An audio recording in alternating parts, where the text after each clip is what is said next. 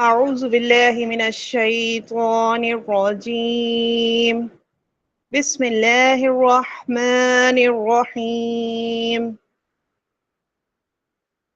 اللهم ربنا ألهمنا رشدنا وأعذنا من شرور أنفسنا اللهم أرنا الحق حقا وارزقنا اتباعه وأرنا الباطل باطلا وارزقنا اجتنابه اللهم ارحمنا بالقرآن العظيم واجعله لنا إماما ونورا وهدى ورحمة اللهم ذكرنا منه ما نسينا وعلمنا منه ما جهلنا وارزقنا تلاوته آناء الليل وأطراف النهار واجعله لنا حجة يا رب العالمين آمين رب اشرح لي صدري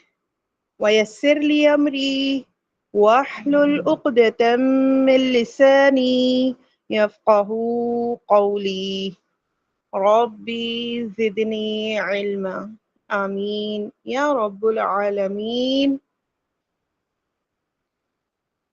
تعارف القواعد کے سلسلے میں آج کی کلاس میں ہم کھڑی حرکات اور حروف مدہ کو جانیں گے۔ ٹھیک ہے، کھڑی حرکات اور حروف مدہ۔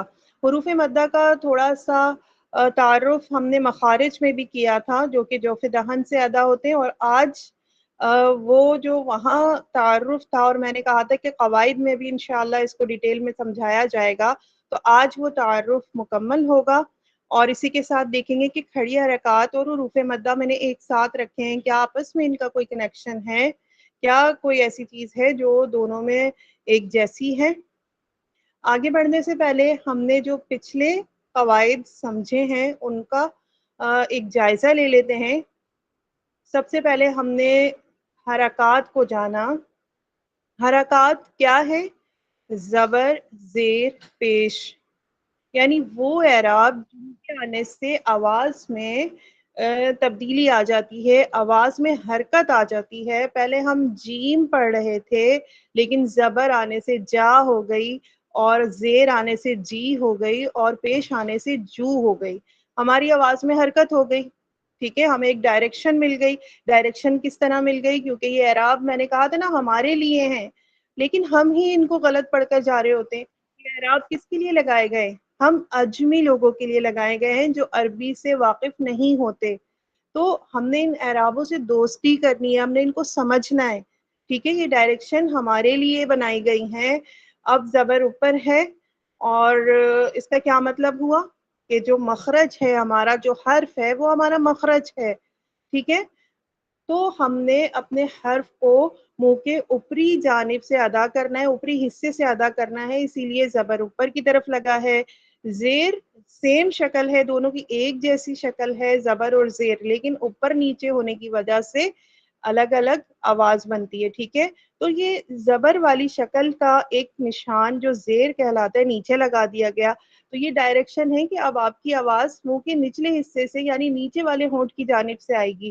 جیسے کہ ہم نے پڑھا جی، تو ہماری جو زیر کی ڈائریکشن ہے وہ نچلی طرف کی ہے۔ ٹھیک ہے، اب آ گیا ہمارا پیش۔ پیش اوپر کی طرف ہے اور شروع میں گول مڑا ہوا ہے، تو اب ہم نے اپنے ہونٹوں کو گول کرنا ہے اور منہ کے اوپری حصے سے پیش کی آواز ادا کرنی ہے۔ ٹھیک ہے، تو یہ ہماری ڈائریکشن بہت آسان ہو جاتی ہے، جیسے ہم نے پڑھا جو۔ اچھا، اب میں نے دوسری اہم چیز جو بتائی تھی وہ کیا تھی کہ ہمارے مخرج بہت اسٹرانگ ہونے چاہیے۔ جیسے آئین کا مخرج ہمارا بہت اسٹرانگ ہے تو ہمارا پڑھنا بہت اچھا ہے۔ ٹھیک ہے، آ، عی، او، تو ہمارا یہ مخرج جو ہے ہمارا پڑھنا بتاتا ہے کہ ہماری پریکٹس کتنی ہے۔ اور جب ہم اعراب میں جائیں گے، زبر زیر پیش میں جائیں گے، ہم یہ بھی سمجھ گئے، آپ ہی بہت بار بار بتا رہی ہوتی ہیں اور ہمیں یہ یاد ہو چکا ہے کہ بھائی زبر اوپر ہے تو بھائی منہ کے اوپری طرف سے آواز آئے گی، اور نیچلے زیر نیچے ہے تو منہ کے نیچے کی طرف سے، نیچے والے ہونٹ کی طرف سے آواز آئے گی۔ یہ تو آپ ہی اب ریپیٹ ہی کرتی چلی جا رہی ہیں، تو کیوں ریپیٹ ہو رہا ہے؟ کیونکہ جب منہ کے اوپری طرف سے آپ آواز کا اخراج کریں گے تو آپ کا جو ہونٹوں کا جو زور ہے وہ مکمل ہونا چاہیے. ٹھیک ہے، آپ نے اپنے منہ کو تیار کرنا ہے کہ اب میں جو آواز ادا کرنے والی ہوں اس کے لیے میرے ہونٹ تیار ہوں. اوپری طرف سے تو آپ کے اوپر والے ہونٹ میں اتنی جان ہونی چاہیے کہ جب تک آپ کی آواز آ رہی ہے وہ ہونٹ ڈھیلا نہ پڑے، تبھی آپ معروف پڑھیں گے انشاءاللہ. اسی طرح زیر کی آواز نیچے والے ہونٹ کی طرف سے تو آپ کا نیچے والا ہونٹ سپورٹ کرے گا آپ کے مخرج کے ساتھ، وہ ڈھیلا نہیں پڑنا چاہیے، ورنہ کیا ہوگا آپ کی آواز مجہول ہو جائے گی. بازیر بی کی جگہ بازیر بے بھی ہو سکتی ہے، تو ہمیں یہ نہیں کرنا. ٹھیک ہے، بازیر بی. تو میں نے جب پاورفل طریقے سے اپنے نیچے والے ہونٹ کو نیچے کی طرف کیا کہ میری آواز بہت اچھے سے ادا ہو جائے، تو میرا جو بی ہے وہ بہت اچھے سے آخر تک جو ہے وہ آواز برقرار رہی، بالکل لوز نہیں ہوئی. ٹھیک ہے، تو ہمیں اپنے ہونٹوں کو بھی پاورفل رکھنا ہے. جو شیپ ہم نے استعمال کرنی ہے زبر یا زیر یا پیش کی، تو ہمارے ہونٹوں کی وہ اسٹرانگلی شیپ رہنی چاہیے. ٹھیک ہے. اچھا، زبر زیر پیش میں اتنا زور کیوں دے رہی ہوں؟ پچھلی کلاس میں بھی ریپیٹ کیا، تنوین کی کلاس میں اور حرکات میں تو میں نے بتایا ہی تھا. کیونکہ آپ کو یاد ہوگا میں نے کہا تھا کہ کوئی بھی اعراب کوئی بھی قاعدہ لیں گے آپ، زبر زیر اور پیش ہمارا بیسک ساؤنڈ ہے اور وہ ہمیں ہر جگہ ملے گا. تنوین جب ہم نے سمجھا، ٹھیک ہے، 2 زبر 2 زیر 2 پیش، ایک زبر میں کیا تھا؟ وہی حرکت تھی، اور دوسرا جو زبر تھا وہ ہمارا نون ساکن کی نشاندہی کر رہا تھا. ٹھیک ہے، تو ہم نے جب بن سلو کر کے پڑھ رہی ہوں بن پڑھا تو اسٹارٹنگ میں کیا آیا؟ زبر، جو ہمارا سادہ زبر تھا وہ والا ساؤنڈ آیا. ٹھیک ہے، ہمارا مخرج اسٹرانگ، ہمارا زبر ادا کرنا اسٹرانگ، تو ہمارا آگے کا قاعدہ بھی بالکل ٹھیک ادا ہوگا. ٹھیک ہے. اسی طرح بن، تو بن بھی زیر کا ساؤنڈ لازمی اس میں آ رہا ہے. ٹھیک ہے. اسی طرح بن سلو کر کے پڑھیں گے تو چلے گا، جو پیش تھا وہ بھی یہاں پر ظاہر ہونا ہے. ٹھیک ہے، تو ہمارے تنوین میں بھی ہمیں زبر زیر پیش نظر آ رہا ہے، اور وہ ہمارا جو پڑھنا ہے اس کو اور اسٹرانگ کرتا ہے. آج کے جو سبق میں ہم کھڑی حرکات پڑھ رہے ہیں اور حروف مدہ پڑھ رہے ہیں، ایک ساتھ رکھنے کا جو مقصد ہے، جو آپس میں کنیکشن ہے، وہ میں آپ کو بتا دوں کہ کھڑی حرکت یا حروف مدہ، کھڑی حرکت یا حروف مدہ دونوں ایک جیسے ہی پڑھے جاتے ہیں. ٹھیک ہے، یہ جملہ میں نے پیچھے تنوین اور نون ساکن کے لیے بھی کہا تھا کہ تنوین اور نون ساکن ایک جیسے پڑھے جاتے ہیں. عربی گرامر میں جب ہم نون ساکن نہیں لکھتے تو ہم کس کا استعمال کرتے ہیں؟ تنوین کا. ٹھیک ہے، تو قرآن مجید میں بھی ہمیں جب تنوین دکھے گی ہم ادھر نون کا مخرج اچھے سے ساکن میں ادا کریں گے. ٹھیک ہے، تو اب یہاں پر بھی جہاں حروف مدہ کا استعمال نہیں ہوتا وہاں کھڑی حرکت کا استعمال کیا جاتا ہے. کھڑی حرکت کیا ہے؟ یہ حرکت تو ہم نے پڑھی ہے زبر زیر پیش، تو کھڑی حرکات کھڑا زبر، کھڑی زیر اور الٹا پیش ہے. اور سب سے مزے کی بات یہ ہے کہ جب ہم عربک میں دیکھتے ہیں زبر زیر پیش کو فتحہ، ضمہ اور کسرہ کہا جاتا ہے، تو کھڑی حرکات کو کیا کہا جاتا ہے؟ کھڑی حرکات کو بھی فتحہ، ضمہ اور کسرہ کہا جاتا ہے. ٹھیک ہے، کیونکہ یہ اعراب ہمارے لیے لگائے گئے. جو عرب لوگ ہوتے ہیں جن کی لینگویج ہے ان کو ان اعراب کی ضرورت نہیں ہوتی، وہ ان کو بغیر اعراب کے بھی بالکل ٹھیک پڑھتے ہیں. اور جب ہم دیکھتے ہیں کہ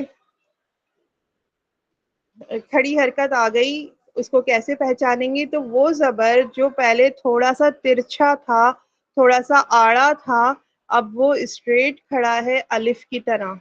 ٹھیک ہے، وہی زبر کیسا ہو گیا ہے؟ الف کی طرح اسٹریٹ ہو گیا ہے. وہی زیر جو ترچھا تھا، جو آڑا تھا، وہ الف کی طرح اسٹریٹ ہو گیا. جگہ نہیں بدلی، زبر اوپر ہی ہے، زیر نیچے ہی ہے، بس کیا ہو گیا کہ وہ جو ترچھا تھا وہ اب الف کی طرح اسٹریٹ ہو چکا ہے. ٹھیک ہے، اسی لیے ان کو کھڑا زبر، کھڑی زیر اور الٹا پیش کہا جاتا ہے. الٹا پیش کیوں کہا جاتا ہے؟ تو ابھی سب سوچئے کہ پیش کی شکل کیسی تھی. پیش اپنے مائنڈ میں بنائیے کہ پیش جو ہے ہمارا ضمہ جو ہے اگر آپ لکھنے لگیں گے تو کیسے بنائیں گے؟ پہلے گول بنائیں گے اور نیچے ترچھی لائن لے آئیں گے. ٹھیک ہے، پہلے گول بنائیں گے، گول سے شروع کیا اور نیچے ایک لائن ڈال دی. ٹھیک ہے، یہ ہمارا پیش. اب الٹا پیش جو ہے اس میں جو گول دائرہ ہے وہ نیچے کی طرف ہوتا ہے. ٹھیک ہے، اسی لیے اس کو الٹا پیش کہا جاتا ہے. تو یہ نشانی ہے، یہ فرق ہے. ایک سیدھا پیش جو اس کی اصل شکل ہے اس کو الٹا کر دیا گیا. کیوں کر دیا گیا؟ کیونکہ اب یہ والا جو پیش ہے یہ اس پیش سے مختلف پڑھنا ہے. کیسے مختلف پڑھنا ہے؟ کہ آواز میں تبدیلی ہے؟ ہرگز نہیں، آواز میں کوئی تبدیلی نہیں ہے. زبر زیر پیش کی جو آواز ہم نے پڑھی اور ابھی میں نے ریپیٹ بھی کیا، سب کچھ اسی لیے ریپیٹ کیا کہ کنیکشن زبر زیر پیش کا ہمیں ہر قاعدے میں نظر آئے گا. تو کھڑی حرکت میں آواز میں کوئی تبدیلی نہیں ہے، صرف دورانیے میں تبدیلی ہے. دورانیہ مطلب اس کی ادائیگی تھوڑی طویل ہو جائے گی. کتنی طویل ہو جائے گی؟ جتنا ہم نے ایک زبر پڑھا، زیر پڑھا یا پیش پڑھا، ایک الف کے برابر پڑھا. ٹھیک ہے، حرکات ہم نے دیکھا تھا نا کہ نہ جھٹکا لگے نہ کھینچ کر پڑھنا ہے، صرف ایک الف کے برابر پڑھنا ہے. جیسے ہم الف پڑھتے ہیں، الف پڑھا اور پتہ چل گیا بھائی ہم نے الف پڑھا ہے. ٹھیک ہے، اب جب ہم زبر پڑھتے ہیں تو پتہ چلنا چاہیے کہ ہم نے زبر پڑھا ہے. جا، جا یا جا نہیں کرنا، بلکہ کیا کرنا ہے؟ جا، جی، جو. پتہ چل گیا آپ نے زبر پڑھا ہے، زیر پڑھا ہے یا پیش پڑھا ہے. آپ کا مخرج پتہ چل گیا کہ آپ نے مخرج بہت اچھے سے ادا کیا ہے. کون سا مخرج ادا کیا ہے؟ نرم حرف پڑھے ہیں یا سیٹی والے، سختی سے پڑھنے والے، یا موٹے والے یا باریک والے. یہ کون سا حرف تھا؟ یا قوف پڑھا ہے یا کاف پڑھا ہے. آپ کا مخرج اسٹرانگ ہوگا اور آپ نے واضح کرنا ہے. لیکن کھڑی حرکت میں کیا ہوگا؟ اب یہاں پر جو کھینچنا ہے، ٹھیک ہے، حرف کا جو کھینچنا ہے وہ کیسا ہو جائے گا؟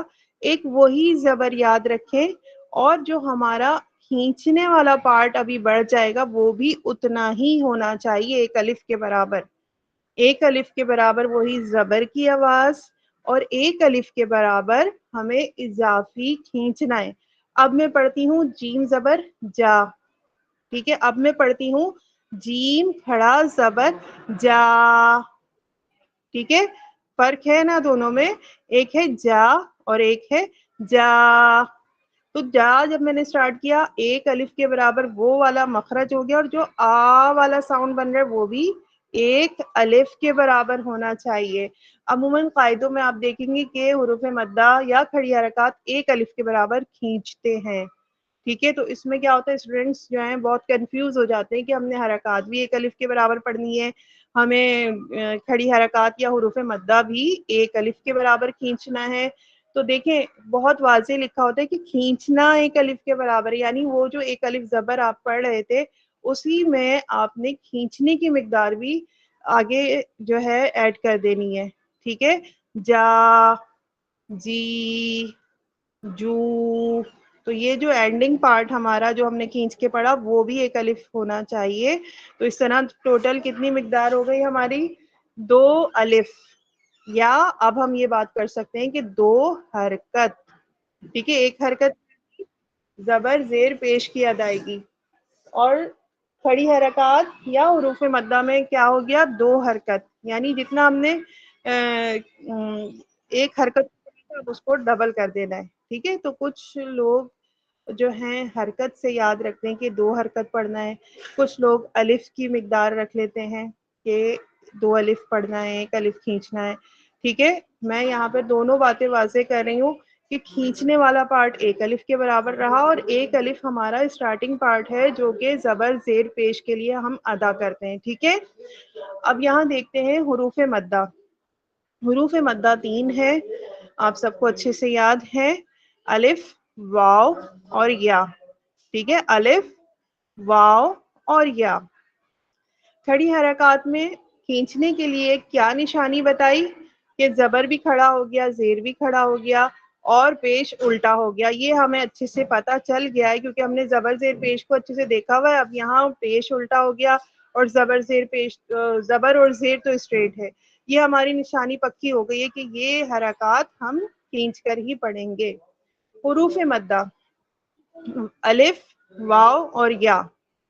اب آپ دیکھیں کہ الف جو ہے وہ کب کارآمد ہوگا. الف یاد رکھیں جب تک ہے تب تک وہ خالی ہے. خالی سے مطلب کہ صرف الف ہے، اس کے ساتھ کوئی اعراب نہیں لگا، زبر، زیر، پیش یا جزم کچھ نہیں لگا تو یہ الف ہے. جیسے ہی زبر، زیر، پیش یا کوئی بھی اعراب آتا ہے تو ہم اسے کیا پڑھتے ہیں؟ حمزہ پڑھتے ہیں. ٹھیک ہے، یہاں بات ہو رہی ہے الف کی. الف حروف مدہ میں کس وقت ہم کھینچ کر پڑھ رہے ہیں؟ جب الف سے پہلے والے حرف پر زبر موجود ہے. کون سا زبر؟ بالکل فرحانہ انجم، آپ نے صحیح آنسر کیا کہ جیسی اعراب آیا اسے حمزہ پڑھتے ہیں. Very good. اچھا، تو جب الف سے پہلے کون سا زبر ہے حروف مدہ میں؟ یہ یاد رکھنے والی باتیں ہیں. اگر آپ نے اپنے آیت کی تکمیل پوری کی پوری تجوید کے مطابق کرنی ہے تو یہاں پر جو ہے اچھے سے پریکٹس کر کے چلیے گا. ٹھیک ہے، کیونکہ وہاں ہماری ایک آیت میں تمام قواعد آئیں گے. ٹھیک ہے، ایک کے بعد ایک مخرج، ایک کے بعد ایک قاعدہ، تو ہمیں تمام قاعدے کلیئر ہونے چاہیے. ٹھیک ہے، تو حروف مدہ میں کون سا زبر ہے؟ سادہ زبر ہے. جو ہم نے حرکات پڑھی تھی جس کو ہم نے دیکھا تھا کہ کھینچنا نہیں ہے، جھٹکا بھی نہیں لگانا ہے، اور یہی زبر اب یہاں پر کیوں کھینچ کر پڑھا جا رہا ہے؟ کیونکہ اس کے ساتھ الف مدہ لگا ہے. ٹھیک ہے، یعنی حروف مدہ کا الف لگا ہے زبر کے ساتھ، تبھی ہم اس کو کھینچ کر پڑھیں گے. با الف زبر با. ٹھیک ہے، اب بڑھتے ہیں آگے. اور حروف مدہ کی تختی میں دیکھیے گا کہ پیش بعد میں الف زبر کے بعد پیش آتا ہے، جبکہ ہم نارملی جب پڑھتے ہیں تو زبر کے بعد زیر پڑھا جاتا ہے. ٹھیک ہے، یہاں کیوں؟ کیونکہ ہم حروف مدہ سیکھ رہے ہیں. حروف مدہ کی اگر دیکھیں شروع سب سے پہلے الف ہے. حروف تہجی میں ترتیب الف کی ہے، اس کے بعد واو کی ہے اور اس کے بعد یا کی ہے. اسی وجہ سے حروف مدہ کی تختی میں پہلے زبر، اس کے بعد پیش اور اس کے بعد زیر آتا ہے. ٹھیک ہے، اچھا اب واو مدہ کیسے ہوگا؟ جب واو ساکن ہوگا. ٹھیک ہے، واو کے اوپر جزم موجود ہوگی، واو ساکن ہے اور اس سے پہلے حرف کے اوپر پیش موجود ہے. پیش کون سا ہے؟ پیش سادہ والا ہے. سادہ مطلب حرکات والا ہے، جس کو ہم نے دیکھا تھا کہ نہ کھینچنا ہے نہ جھٹکا لگانا ہے، لیکن اب ہمیں کھینچنا ہے. ٹھیک ہے، تو کہاں کھینچنا ہے؟ جب صرف اور صرف اس پیش والے حرف کے ساتھ آگے واو ساکن موجود ہو. ٹھیک ہے، تو اب ہم با پیش بو جو پڑھ رہے تھے اب ہم کیا پڑھیں گے؟ با واو پیش بو. ٹھیک ہے، حروف مدہ کا قاعدہ اچھے سے سمجھ کے چلنا ہے. آگے بڑھتے ہیں. اب بات آ رہی ہے زیر کی. زیر ہم نے اچھے سے جان لیا تھا، نہ جھٹکا لگے نہ کھینچنا ہے، لیکن حروف مدہ کی سپورٹ سے کیا ہوا کہ آگے زیر والے حرف کے آگے اگر یا ساکن موجود ہے تو ہم اسے کیا پڑھیں گے؟ با یا زیر بی. تو ہم نے اس کو کھینچنا ہے. اب یہ وہی سادی حرکات ہیں، لیکن صرف اور صرف حروف مدہ کی سپورٹ کی وجہ سے ان کو ڈبل پڑھا جاتا ہے. ڈبل حرکت کہہ لیجئے یا دو الف کہہ لیجئے. اس کی مقدار میں ہمیں یہ لازمی کھینچ کر پڑھنا ہوتا ہے. ٹھیک ہے، جو پارٹ ہم نے کھینچنا ہے چاہے وہ کھڑی حرکات کا ہو چاہے وہ حروف مدہ کا ہو. ٹھیک ہے، دونوں میں پڑھنے میں کوئی فرق نہیں ہے. لکھنے میں اعراب کا فرق آ گیا، صرف وہاں پر زبر زیر پیش سے نشاندہی کر دی، اور جہاں الف واو اور یا کا استعمال کیا جاتا ہے وہاں پر حروف مدہ کا استعمال ہو گیا. پڑھنے میں آواز ایک جیسی ہے, مقدار ایک جیسی ہے. جو کھینچنے والا حصہ ہے وہ ہم منہ کے کون سے حصے سے ادا کرتے ہیں؟ آپ سب نے پڑھا ہوا ہے نا؟ چلے مجھے آنسر کیجئے, میں دیکھتی ہوں. کھینچنے والا جو حصہ ہے, ویری گڈ ویری گڈ.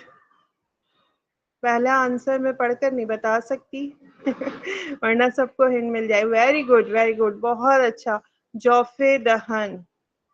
جوف دہن یعنی منہ کا خالی حصہ. اب منہ کے خالی حصے کو ذرا اور ڈیٹیل میں دیکھ لیتے ہیں کہ جب ہمیں مختلف مخارج ادا کرنے ہیں تو پھر ہم منہ کے خالی حصے سے کیسے ادا کریں. ہم نے تو 17 مخرج پڑھے ہیں, ٹھیک ہے. تو اسٹارٹنگ جو کہ زبر زیر پیش والا پارٹ ہے وہ مخرج اپنے مقام سے ہی ادا ہوگا, جو اس کا مخرج ہے وہیں سے ادا ہوگا, ٹھیک ہے. جیسے کہ ز, ٹھیک ہے, زی, زو. اسی طرح اسی کے ساتھ ہم دیکھ لیتے ہیں ز, زی, زو. اسٹارٹنگ مخرج ہمارا جو ہم نے سیکھا ہے وہی رہے گا. جو کھینچنے والا پارٹ ہے, جو آ, ای, او والا پارٹ ہے, وہ جوف دہن سے ادا ہوگا, ٹھیک ہے. تو ہمیں اپنی آواز کو محسوس کر کے پریکٹس کرنی ہے, ٹھیک ہے. ہمارا مخرج اچھا ادا ہوا, اب ہم کھینچنے والے پارٹ پر ہیں. اب یہ آواز جوف دہن سے ہی ادا ہوگی, ٹھیک ہے. ہمیں اپنی آواز کو محسوس کرنا ہے, اپنے دماغ کو ایکٹیو کرنا ہے, کیونکہ ابھی تو ہم بہت چھوٹے چھوٹے مطلب صرف حروف مدہ کے ساتھ ایک ہی حرف جڑا ہے اس پر پریکٹس کر رہے ہیں. لیکن آگے بڑھیں گے تو ہم لفظوں پر آئیں گے, اور انشاءاللہ بہت جلد ہم آیتوں پر آئیں گے. تو ایک آیت میں ہم دیکھیں گے کہ ایک ساتھ یا ساتھ ساتھ حروف مدہ کھڑی حرکات آ گئی ہیں. تو پھر ہمارا بیلنس بہت ضروری ہے. یہ نہ ہو کہ ایک لفظ میں ہی کہیں کھڑی حرکت بھی بیچ میں آ گئی اور لاسٹ میں حروف مدہ آ گیا, کہیں ہم نے کھینچ لیا, کہیں ہم نے چھوڑ دیا. یہ حرکت نہیں ہونی چاہیے. حروف مدہ اچھے سے یاد ہوں گے تو آیت میں چاہے وہ 4 بار آئے ہم برابر مقدار ادا کریں گے, ٹھیک ہے. ساتھ میں کھڑی حرکات ساتھ میں ہی آ جائیں تو ہم برابر ادا کریں گے. یہ نہیں کہ حروف مدہ کھینچ لیا تھا اور کھڑی حرکت کو چھوڑ دیتے, ٹھیک ہے, یا عادت بنا لیتے ہیں. غلطی میں بتاتی ہوں آپ کو کہ نہیں بیٹا اس طرح نہیں پڑھنا تھا, آپ نے کھڑی حرکت کو نہیں پڑھا. جی باجی, جی آپی, ہم ٹھیک کر لیں گے نیکسٹ ٹائم. پھر وہی غلطی, پھر وہی غلطی, اور اس میں کیا ہو گیا, پھر عادت بن گئی. تو پھر تجوید کو جاننا اور تجوید سے پڑھنا کیا ہو گیا, یہ 2 الگ باتیں ہو گئی, ہے نا. تو ہم تجوید کو جانیں گے بھی, سیکھیں گے بھی, پریکٹس بھی کریں گے, اور بالکل ٹھیک طرح سے پڑھیں گے بھی, ٹھیک ہے. صرف کلاس کو اٹینڈ کرنا, اپنے پاس نوٹس تیار کر لینا, قواعد کو اچھے سے جان لینا, یہ کافی نہیں ہے. آخری شکل کہاں نظر آئے گی, آپ کے پڑھنے میں نظر آئے گی, ٹھیک ہے. تو پریکٹس اچھی رکھنی ہے. زبر زیر پیش اور حروف مدہ, اب اس کو دیکھ لیں کہ الف کے آنے سے آواز میں کوئی تبدیلی نہیں آتی, ٹھیک ہے. با زبر با تھا, بس الف کے آنے سے کیا ہوا, ہم نے کھینچ کے پڑھا با. اسی طرح جب واو پیش کے ساتھ آیا آواز میں کوئی تبدیلی نہیں آئی. جو با پیش بو تھا وہ بو ہی ہے, لیکن ہم نے اسے کھینچ کر پڑھا بو, ٹھیک ہے. تو واو کے آنے سے کوئی تبدیلی نہیں آئی آواز میں. بو نہیں کرنا ہے, اس کو بو ہی پڑھنا ہے. اسی طرح زیر کے ساتھ جب یا آتی ہے, یا مدہ آتی ہے, تو آواز میں کوئی تبدیلی نہیں آتی, صرف اور صرف کیا کرنا ہے, کھینچ کر پڑھنا ہے. با زیر بی تھا, اب با یا زیر بی, ٹھیک ہے. تو آواز میں تبدیلی نہیں کرنی, بے نہیں کرنا, بی اچھے سے یاد رکھنا, ٹھیک ہے. اسی لیے میں نے کلیئر کیا کہ یہاں کچھ بچیاں ایسی بھی ہیں جنہوں نے پہلے مجہول پڑھا ہوگا, ابھی وہ ٹھیک کر رہی ہیں. تو یہ بات بالکل گرہ میں باندھ لیجئے کہ مجہول پڑھنے سے بچنا ہے. جب پریکٹس کر رہے ہیں, سیکھ رہے ہیں, تو وہ نظر بھی آنی چاہیے آپ کے پڑھنے میں. تو یہاں آج کا لیکچر ہمارا مکمل ہوتا ہے. اللہ سے دعا گو ہوں اللہ تعالیٰ آپ کے اور میرے علم میں اضافہ فرمائے اور ہمارے پڑھنے میں اللہ تعالیٰ ہماری مدد فرمائے اور یاد رکھنے میں ہماری مدد فرمائے. آمین. جزاکم اللہ خیرا کثیرا واحسن الدنیا والآخرہ. سبحانک اللہم وبحمدک اشہد ان لا الہ الا انت استغفرک واتوب الیک. السلام علیکم ورحمۃ اللہ وبرکاتہ.